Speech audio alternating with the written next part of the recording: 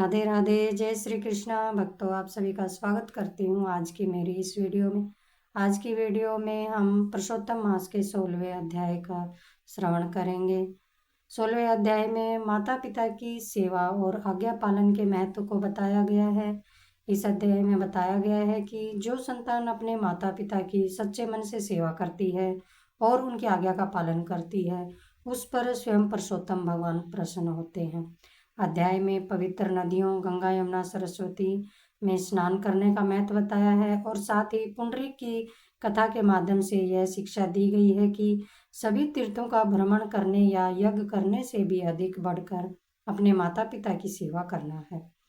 इस अध्याय की कथा सुनने और पढ़ने के बाद उस मंत्र का जाप भी करना चाहिए और कोई भी मंत्र का जाप करें, उस मंत्र की जितनी भी माला है वो उनका दान किसी योग्य ब्राह्मण या कृष्ण भक्त को करना चाहिए।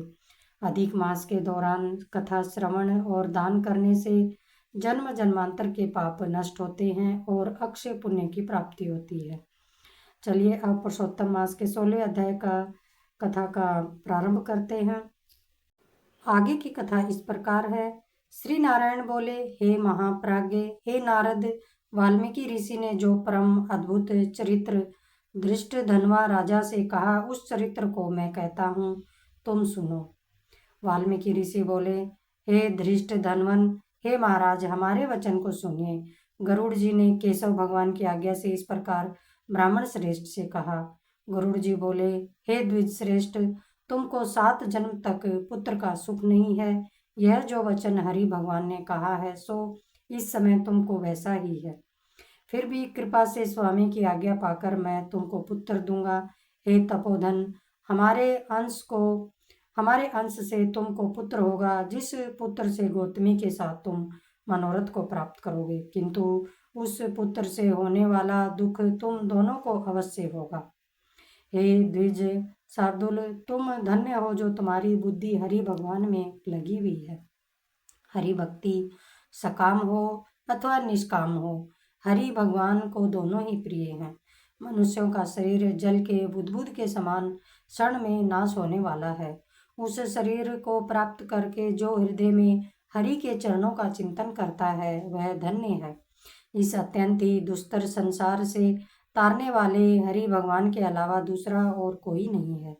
यदि हरि भगवान की ही कृपा से मैंने तुमको पुत्र दिया है, मन में श्री हरि को धारण करके सुखपूर्वक विचारों और उदासीन भाव से संसार के सुखों को भोगो।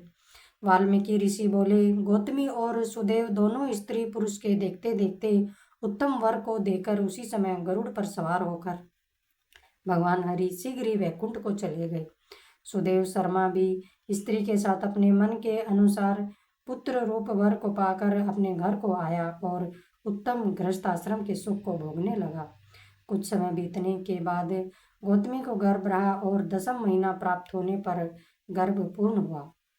प्रसूति काल आने पर गौतमी ने उत्तम पुत्र पैदा किया और पुत्र के होने पर सुदेव शर्मा बहुत प्रसन्न हुआ। श्रेष्ठ ब्राह्मणों को बुलाकर जात कर्म संस्कार किया और अच्छी तरह स्नान कर ब्राह्मण श्रेष्ठ सुदेव शर्मा ने उन ब्राह्मणों को बहुत अधिक दान दिया। ब्राह्मण और स्वजनों के साथ बुद्धिमान सुदेव शर्मा ने नामकरण संस्कार किया। कृपालु गरुड़ जी ने प्रेम से यह पुत्र हुआ है। शरतकालीन चंद्रमा के समान उदय को प्राप्त तेजस्वी यह सुख के सदृश है, इसलिए मेरा यह प्रिय पुत्र सुखदेव नाम का हो। माता के मन को आनंद देने वाला वह पुत्र पिता के मनोरथों को साथ साथ शुक्ल पक्ष के चंद्रमा के समान बढ़ने लगा। पिता ने हर्ष के साथ उपनयन संस्कार कर गायत्री मंत्र का उपदेश दिया। बाद में वह बालक वेदारंभ संस्कार को प्राप्त कर ब्रह्मचार्य व्रत में स्थित हुआ। उस ब्रह्मचार्य के तेज से युक्त बालक साक्षात दूसरे सूर्य के समान शोभित हुआ। बुद्धि सागर उस बालक ने वेद का अध्ययन प्रारंभ किया। उस गुरु वत्सल बालक ने सद्बुद्धि से अपने गुरु को प्रसन्न किया और गुरु के एक बार कहने मात्र से समस्त विद्या को प्राप्त कर लिया। वाल्मीकि ऋषि बोले, एक समय कोटि सूर्य के समान प्रभाव वाले देवल ऋषि आए। उनको देखकर हर्ष से सुदेव शर्मा ने दंडवत प्रणाम किया। अर्घ्य पाद्य आदि से विधिवत उन देवल मुनि की पूजा की और महात्मा देवल के लिए आसन दिया। अति तेजस्वी देव दर्शन देवल ऋषि उस आसन पर बैठ गए। बाद में अपने चरणों पर बालक को गिरे हुए देखकर देवल मुनि बोले, अहो हे सुदेव, तुम धन्य हो, तुम्हारे ऊपर भगवान प्रसन्न हुए, क्योंकि तुमने दुर्लभ सुंदर श्रेष्ठ पुत्र को प्राप्त किया है। ऐसा विनीत, बुद्धिमान, बोलने में चतुर, वेद पाठी और शीलवान पुत्र कहीं भी किसी के यहाँ नहीं देखा है।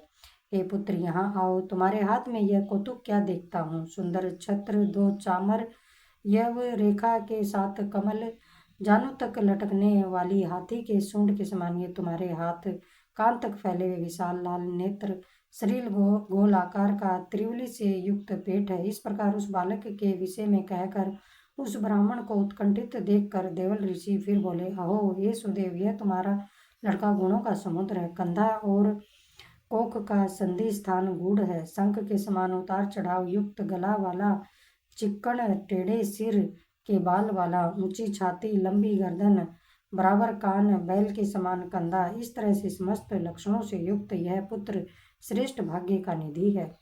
एक ही बहुत बड़ा दोष है जिससे सब व्यर्थ हो गया। इस प्रकार कहकर सिर कांपते हुए दीर्घ श्वास लेकर देवल मुनि बोले, प्रथम आयु की परीक्षा करना, बाद में लक्षणों को कहना चाहिए। आयु से हीन बालक के लक्षणों से क्या प्रयोजन। हे सुदेव, यह तुम्हारा लड़का 12वें वर्ष में डूब कर मर जाएगा। इससे तुम मन में शोक नहीं करना, अवश्य होने वाले निसंदेह होकर ही रहता है।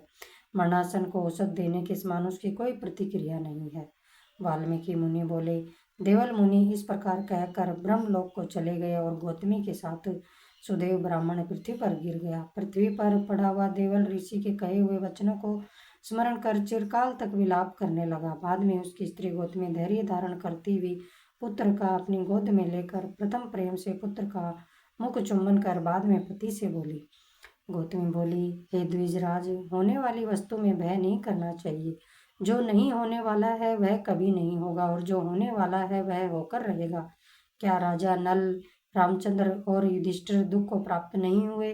राजा बलि भी बंधन को प्राप्त हुआ, यादव नाश को प्राप्त हुए, हिरण्याक्ष कठिन वध को प्राप्त हुआ, वृत्रासुर भी मृत्यु को प्राप्त हुआ, सहस्त्रार्जुन का सिर काटा गया, रावण के भी उसी तरह सिर काटे गए। हे मुने, भगवान रामचंद्र भी वन में जानकी के विरह को प्राप्त हुए, राजऋषि परीक्षित भी ब्राह्मण से मृत्यु को प्राप्त हुए।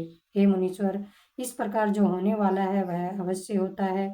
इसलिए हे नाथ, उठिए और सनातन हरि भगवान का भजन करिए, जो समस्त जीवों के रक्षक हैं और मोक्ष पद को देने वाले हैं। वाल्मीकि ऋषि बोले, इस प्रकार सुदेव शर्मा ने अपनी स्त्री गौतमी के वचन को सुन कर स्वस्थ हो हृदय में हरि भगवान के चरणों का ध्यान कर पुत्र से होने वाले शोक को जल्दी से त्याग दिया। पुरुषोत्तम मास के 16वें अध्याय का समापन होता है। जय श्री कृष्ण। राधे राधे।